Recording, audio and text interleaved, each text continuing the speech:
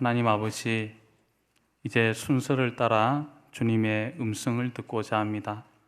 우리의 삶 가운데 들려주고자 하시는 주님의 말씀을 이 시간 우리가 듣게 하시고, 이 말씀을 붙들며 승리하는 복되고 거룩한 이 시간 되게 하여 주옵소서. 감사하오며 예수님의 이름으로 기도드립니다. 아멘. 그리스어 중에 아포리아라는 것이 있습니다. 아포리아는 통로나 수단이 없는 것, 막힌 길을 뜻할 때 말하는 것입니다. 철학자 아리스토텔레스에 의하면 해결하기 어려운 일들을 지칭하기도 하고, 같은 물음에 대한 대답으로 두 개의 서로 다른 합리적인 의견이 나올 때 아포리아가 있다고 합니다. 도저히 해결의 방도를 찾지 못할 때, 또 이런저런 방법으로 해결하고자 하여도 해결할 수 없는 그런 때 아포리아라고 합니다. 요즘 우리 사회를 자세히 들여다보면 모두 각계 분야에서 방법을 다 찾고자 하는데, 이 방법을 찾는 것이 여간 어려운 것이 아닙니다. 기업도 보면 그동안 기업이 오늘에 이르기까지 성장하도록 주력 사업을 잘 선정해서, 예를 들어서 반도체나 또 조선이나 철강이나 또 자동차 같은 이런 주력 사업을 잘 키워서 기업이 발전하고 여기까지 왔는데, 그러나 글로벌 시대를 맞은 오늘날에는 더 세계적인 기업으로 도약하고, 또 앞날을 생각할 때는 그동안 주력 사업으로 키웠던 산업과는 달리 새로운 신성장 동력, 즉 새로운 먹거리를 찾아서 여기에 집중 투자해야 하는데, 그걸 찾는 것이 여간 어려운 것이 아닙니다. 정부에서도 국가의 경제 발전과 국민의 삶의 질을 향상시키려고 이런저런 방법을 찾고 있습니다. 그래서 저녁에 있는 삶을 위해서 주 52시간 근무도 도입하고, 또 최저임금도 많이 올려서 실질 소득을 올리는 등 경제 현안의 해법을 찾아보고자 한다는 것이죠. 교육도 선진 시스템을 구축하려고 여러 정책적인 노력을 하고 있습니다. 지난 한 주간 동안 여러분께서 언론을 통해서 잘 보셨듯이 대입제도 중에 가장 좋은 제도가 무엇일까 하면서 온 국민의 의견을 듣고 좀 나름대로 좋은 합의안을 도출하려고 했는데, 이것도 참 어렵다라는 것을 우리가 보았지 않습니까? 경제든 교육이든 외교나 남북 관계든 이 각계 분야들을 보면 참 답이 없어 보이는 아포리아라는 것이죠. 대한민국이 아포리아입니다. 그래서 모두 답답해하고 어떻게든 길을 찾아보고자 하지만, 그러나 잘 찾지 못하는 것이죠. 어디 나라만 아포리아입니까? 여러분의 가정, 여러분의 인생은 어떻습니까? 여러분의 가정은 아무런 고민이 없고 또 모두 평안하며 괜찮습니까? 아마도 자녀 문제, 경제 문제, 노후 문제, 또 건강의 문제, 진로나 취업의 문제 등 생각하면 머리가 찌끈찌끈 아픈 이런 문제들이 다 한두 가지는 있으실 겁니다. 오늘 사부 예배 드리러 나오는 여러분의 발걸음에도 여전히 세상의 이런저런 어려움을 통해서 참 고통받는 분들이 이곳에 앉아 계실 것입니다. 그러면 우리 인생의 문제, 도무지 해결의 길이 보이지 않는 아포리아를 어떻게 해결할 수 있는 것일까요? 오늘 하나님께서는 출애굽기 14장 1절 이하의 본문 말씀을 통하여 저와 여러분이 인생의 홍해를 어떻게 건너야 하고 아포리아를 어떻게 해결할지 말씀해 주고 있습니다. 주님의 음성에 귀를 기울이며 해답을 얻는 복된 시간이 되기를 바랍니다. 오늘 말씀에 나오는 홍해 앞에 모세와 이스라엘 백성도 어려움이 있었습니다. 우리가 잘 아는 것처럼 애굽의 노예 생활로부터 해방된 이스라엘 백성은 람셋에서 출발하여 하나님의 인도하심을 받아 숫꽃과 에담을 거쳐 본문 2절 말씀에 바알스본 맞은편 바닷가에 장막을 쳤습니다. 백성들은 드디어 애굽 왕 바로로부터 벗어나게 되었으니 이제는 자유와 평안의 삶만 남게 되었다고 기뻐했다는 겁니다. 고통은 다 물러가고 이제는 그런 속박에서 벗어나 약속의 땅 가나안으로 나아가기만 하면 된다고 부푼 기대에 있었다는 것이죠. 그러나 기쁨도 잠시 그들에게는 큰 위기가 다가오고 있었습니다. 조건 없이 이스라엘 백성들을 해방시켰던 바로 왕의 마음이 금세 변하여서 애굽의 특별병거 600대와 애굽에 힘있고 능력이 있는 군대 장관들을 다 모아서 이 병거를 거느리고 이스라엘 백성들을 다시 노예 생활로 되돌리기 위해서 그들을 쫓아오고 있었다는 것이죠. 점점 그들을 향해 다가오는 이스라엘 백성들은 얼마나 그 마음이 답답했겠습니까? 다급한 것이죠. 앞에는 거대한 홍해 바다가 그들 앞을 가로막고 있고 뒤에는 애굽의 최정예 군사가 그들을 잡으려고 쫓아오고 있는 것입니다. 그들은 너무나 두려웠습니다. 10절 말씀에 그들은 심히 두려워하였더라고 성경은 말하고 있지 않습니까?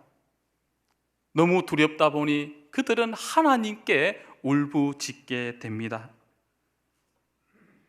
부르짖고라는 히브리어 단어 이 차아크라는 것이 있는데 이 차아크는 그 뜻이 크게 소리 지르다라는 의미가 있습니다. 그래서 재앙을 당하였을 때나 도움을 요청할 때 사용되는 강력한 호소와 절규와 같은 외침이라는 겁니다. 그런데 이 부르짖음이 하나님께 대하여 사용될 때 반드시 하나님께 대한 믿음의 행위로만 볼 수만은 없다는 겁니다. 왜냐하면 울부짖음은 재앙에 대한 단순한 절망일 수도 있고 하나님께 대한 믿음의 행위도 될 수 있기 때문이라는 겁니다. 그렇다면 이스라엘 자손들의 부르짖음은 이 양편 가운데 어느 편에 해당되는 것일까요? 그들의 부르짖음은 전자에 해당되는 것으로 그들이 당한 두려움에 대한 반응이었지 하나님께 대한 믿음의 행위는 아니었다는 것입니다. 이러한 사실은 11절에서 이스라엘 백성들이 모세를 향하여 계속하여 원망하는 데서 발견할 수 있다라는 겁니다. 우리 다 함께 본문 11절 말씀을 읽겠습니다. 시작. 그들이 또 모세에게 이르되 애굽에 매장지가 없어서 당신이 우리를 이끌어내어 이 광야에서 죽게 하느냐? 어찌하여 당신이 우리를 애굽에서 이끌어내어 우리에게 이같이 하느냐? 극한 상황에 놓이게 되었을 때 이스라엘 백성들이 했던 반응은 위기에 대한 절망과 두려움이었다는 겁니다. 물론 여러분, 인간적으로 볼 때 그들의 반응은 아주 자연스럽고 그런 의미에서 충분히 납득이 됩니다.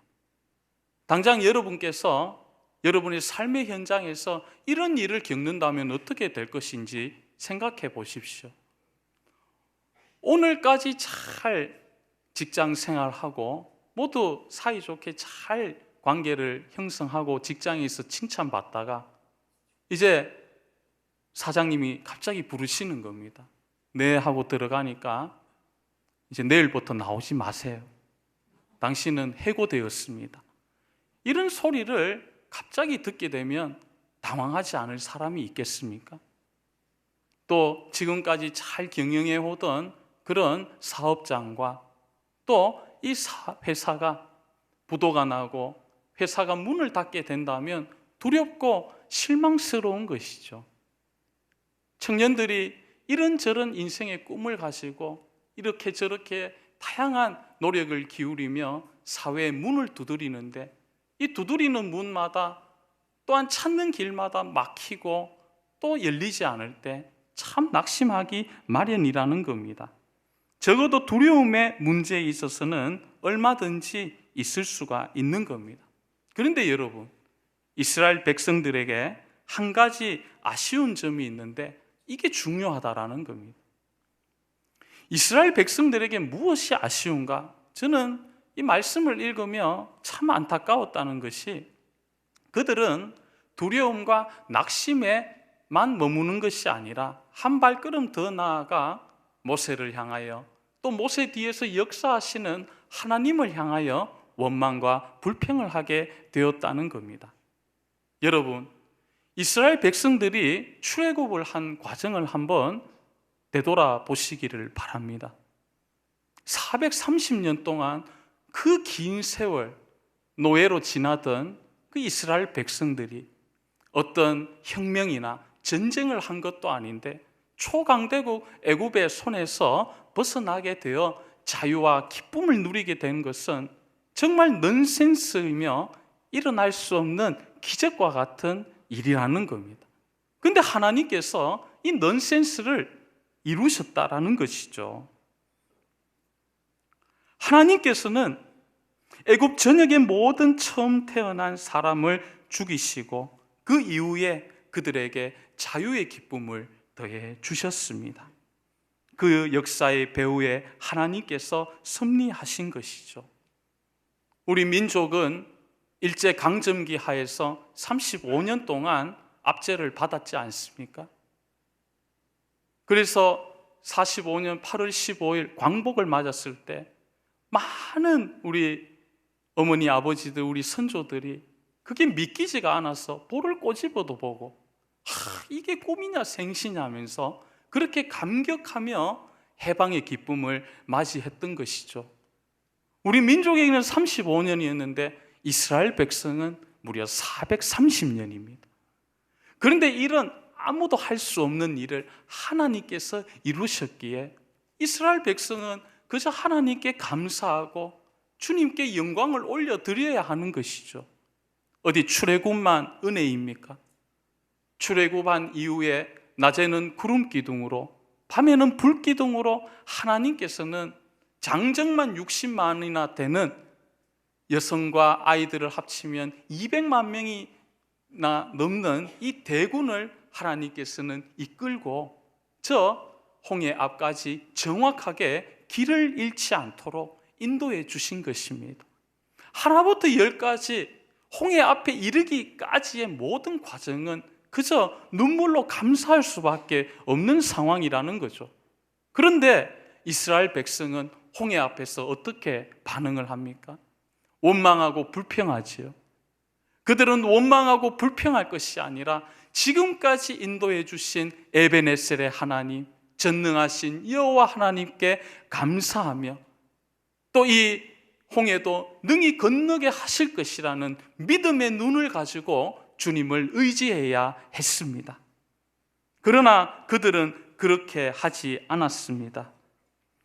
전능하신 하나님께서는 출애굽만 아니라 홍해도 능히 건너게 하실 것이라는 그 믿음을 가졌어야 되는데 이스라엘 백성에게는 그 믿음이 없었다라는 것이죠. 사랑하는 성도 여러분, 우리 성도들이 이 순례의 길을 걸어갈 때 우리가 신앙생활할 때 가장 중요한 덕목이 무엇이라 생각하십니까? 어떤 분은 사랑이다, 어떤 분은 소망이다, 봉사이지 않느냐, 뭐 여러 가지 이야기를 하시는데 저는 믿음이라고 말씀드리고 싶습니다. 믿음이 없으면 그 어떤 것도 바로 세워지지 않는 것이죠. 믿음이 중심인데 중심이 없으니 원망하게 되고 불평하며 좌우로 흔들리게 되는 것입니다. 그래서 우리 그리스도인들은 모든 상황 가운데 하나님께서 인도하신 과거의 은혜를 되돌아보며 기억하고 믿음의 눈으로 주님을 바라보며 의지해야 하겠습니다. 우리가 살아가는 이 세상에서 아포리아를 해결할 리가 아무도 없습니다. 일제기 유럽의 많은 지성인들은, 위대한 이성과 지식을 가진 인간은 아포리아를 능히 해결할 수 있다고 자신만만하게 주장했습니다. 그리스의 헬레니즘, 14세기에 태동되었던 르네상스, 18세기의 계몽주의와 19세기의 자유주의 사상이 무엇을 공통적으로 주장합니까? 인간에 대한 낙관을 바탕으로 우리 사람이 고상한 교육을 받고 도덕과 윤리의식을 잘 함양하면 완전히 새로운 사람이 되어서 전쟁도 일으키지 않고 참으로 이 인류를 아주 유토피아를 이루어 잘 살아갈 것이라고 낭만적으로 생각했다는 것이죠. 인간의 지성과 능력, 힘으로도 충분하다라는 것. 무슨 하나님이냐고. 왜 연약하게 하나님을 의지한다고 하고 기도하고 왜 교회에 나가고 예수 믿어야 되느냐. 우리 힘이 충분하다고 그렇게 주장하는 거죠. 그래서 심지어 실존주의의 선구자인 이 니체라는 철학자는 하나님은 죽었다라는 극단적인 주장까지 일삼지 않습니까? 포에르바흐, 또 헤겔, 칼 막스에 이르기까지 수많은 지성인들은 사람의 능력으로 아포리아를 해결할 수 있고 홍해를 능히 건널 수 있다고 했지만 결과가 어떻습니까? 다 자신만만하게 홍해를 향하여 나아가다가 그 안에 다 빠져 죽었습니다. 칼 막스로부터 태동된 공산주의는 인류를 망쳤습니다. 허무주의, 인본주의, 오늘날의 포스트 모더니즘 사상은 우리 인간이 더 길을 잃고 방황하며 살도록 만들고 있다는 것이죠. 되돌아보면 인간에 대한 낙관이 결국 비참한 결과를 만들었다는 것, 역사가 증명하고 있다는 겁니다. 누구도 아포리아에서 우리 인간을 건져낼 리가 없습니다. 그래서 일찍이 지혜의 왕 솔로몬은 잠언 20장 24절에서 다음과 같이 고백합니다. 사람의 걸음은 여호와로 말미암나니 사람이 어찌 자기의 길을 알 수 있으랴. 사람의 걸음은 누구에게로 말미암습니까? 여호와 하나님께.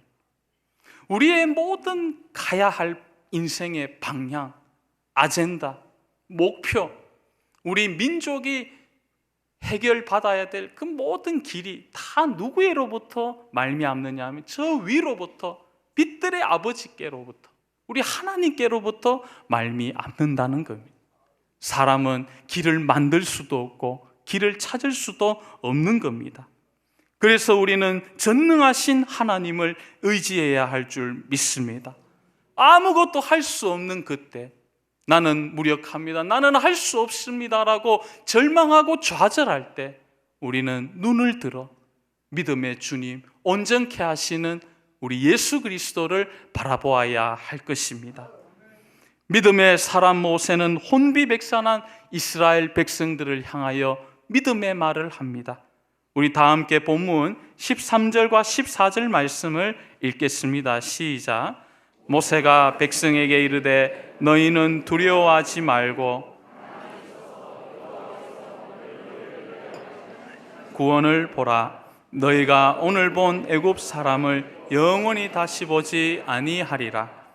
여호와께서 너희를 위하여 싸우시리니 너희는 가만히 있을지니라. 아멘. 전혀 두려워하지 말라는 것. 하나님만 의지하라. 그러면 길을 열어주실 것이다. 하나님께서 이제 모세에게 명령을 내리십니다. 모든 백성들을 앞으로 나아가게 하고 지팡이를 가진 그 손, 두 손을 바다 위로 내밀어서 이 길이 열리게 하라. 하나님의 명령을 듣고 모세가 백성들을 앞으로 보내고 지팡이와 손을 쭉 이렇게 홍해를 향하여 뻗으니까 어떻게 되었습니까? 21절에 기록된 바와 같이 하나님께서 큰 동풍이 불어오게 하셔서 밤새 이 물이 흘러가게 하시고 양옆으로 다 몰아내시고 그 가운데 바닷길을 열어주셨습니다. 놀라운 기적이 이스라엘 백성의 목전에서 일어났습니다. 그렇습니다. 수천 년 전 이스라엘 백성들에게 일어났던 이런 놀라운 역사는 주님을 의지하고 주님의 광대하심을 바라보는 오늘날 우리에게도 동일하게 일어날 줄로 믿습니다. 우리 하나님의 능력은 어제나 오늘이나 영원토록 동일합니다.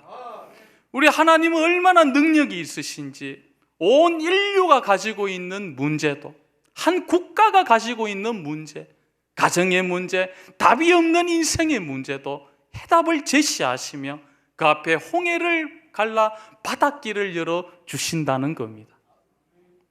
그 하나님을 바라보아야 한다는 것이죠. 비록 홍해와 같은 거대한 담 앞에 있어도 우리 하나님께는 길이 많다는 것을 언제나 기억하시는 저와 여러분 되기를 바랍니다. 하나님께는 길이 많습니다. 우리 인간은 어떻습니까? 몇 가지 계획을 잡아보고 이것저것 시도해봐서 안 되고 실패하면 더 이상 길이 없는가 보다 하고 실망하잖아요. 그런데 하나님의 길은 실로 다양합니다.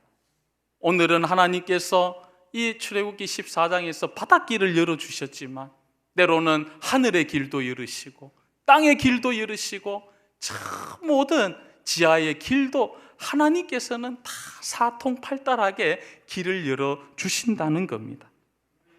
성경에는 모세처럼 하나님을 의지함으로 인생의 홍해를 건너고 세상의 숱한 담을 뛰어넘은 이야기가 많이 나옵니다.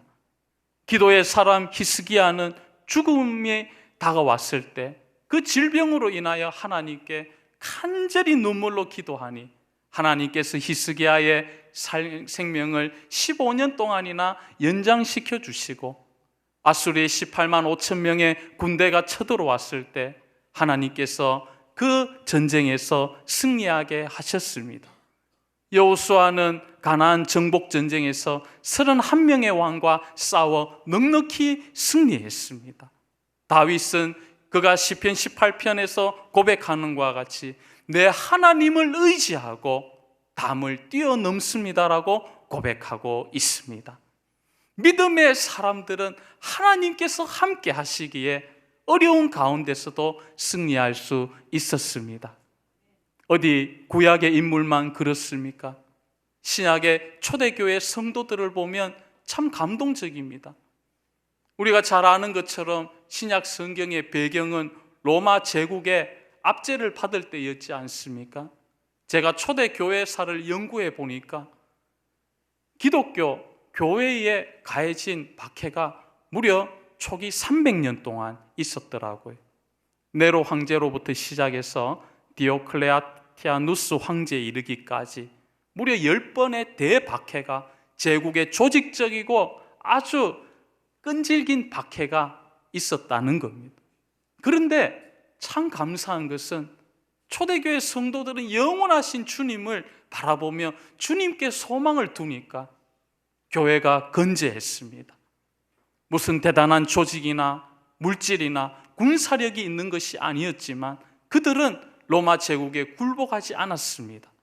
하나님께서는 연약한 성도들을 통해 초대교회를 통하여 놀라운 부흥을 이루시고 예루살렘 교회에서 시작된 이 부흥의 역사는 안디옥 교회에도 이르게 하시고 오늘날 이 세계 열방에까지 이루게 하셨습니다. 그렇습니다. 하나님을 의지하면 아포리아도 해결할 수 있고 홍해도 능히 건널 수가 있습니다. 제가 말씀을 준비하면서 미국 하버드 대학의 교육대학원 조세핀 김 교수님의 간증을 듣고 참 많은 감동을 받았습니다. 개척교회 목사님의 딸인데 온 가족이 8살 때 시카고로 이주를 했습니다. 이민을 갔는데 이제 처음 학교를 들어가 보니까 당시에 다 백인들만 있는데 그 선생님이 당황하는 겁니다. 동양에서 어떤 아이가 오니까. 그래서 어떻게 지도할지 고민스러워서 그냥 이 아이에게 그림만 그리게 했습니다. 영어가 필요 없는 그런 과목이 그림이거든요. 근데 수학은요, 우리나라 국어처럼 많답니다, 영어가. 그러니까 열심히 그림 그리고 한 몇 주 지나서 중간고사를 봤는데 성적이 정말 영어 F, 과학 F, 사회 F, 미술만 A+. 영어를 모르는 이 아이도 이 F가 판타스틱이 아니라는 것을 금방 깨닫게 되었다는 거죠. 그때 이 소년은 생각했습니다. 아, 이제 나는 이 큰 나라에서 쫄딱 망했다. 난 기회가 없는 아이구나. 그때부터 자존감이 바닥까지 다 낮아졌습니다.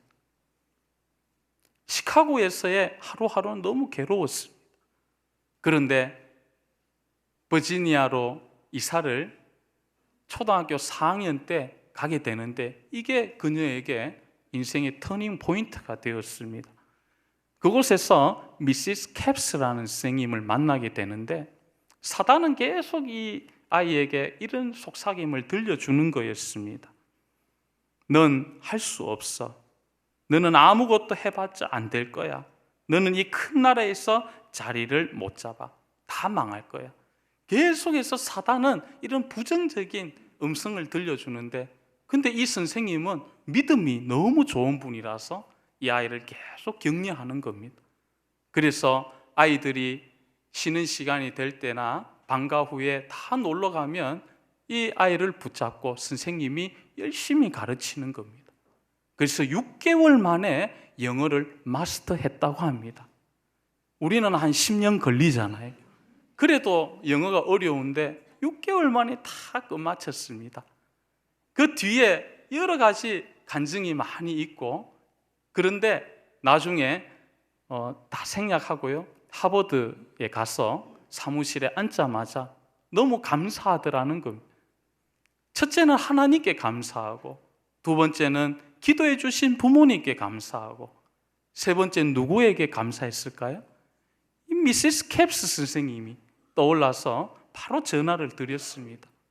전화를 드리니까 헬로우 하는 것. 선생님, 나 기억하시냐고. Of course. 물론. 자꾸 영어 써서 좀 그러네요. 아니, 물론 나 기억하지. 아니, 25년 동안 도대체 어떻게 지냈느냐고 이렇게 물어보니까 선생님, 이런저런 일이 있고 이제 하버드에 제가 교수가 되었습니다.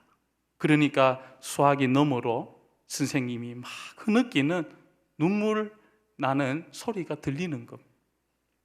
선생님께 어떻게 그때 그렇게 저를 지도하셨느냐 여쭤보니까 선생님이 그러시더라는 겁니다. 나는 반을 맡으면 매일 새벽 4시 반에 일어나서 아이들 한 명 한 명 손에 꼽으면서 기도를 했는데, 특히 가정 형편이 어렵거나 문제가 많은 보살핌이 있는 아이들을 위해서 집중적으로 기도했다라는 거예요. 그런데 그 해 널 위해 제일 많이 기도했다고. 너가 이렇게 참으로 길이 잘 열린 걸 보니까 정말 하나님께서 살아계시는가 보다, 그렇게 간증하더라는 겁니다. 사랑하는 성도 여러분, 혹시 여러분의 가정 가운데 답이 없는 자녀가 있습니까? 길을 찾지 못해 방황하는 그런 영혼이 있습니까?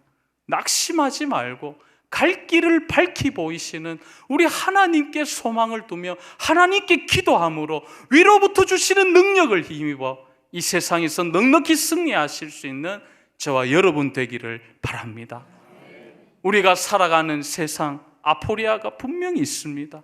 사람 살아가는 세상인데 왜 어려움이 없겠습니까?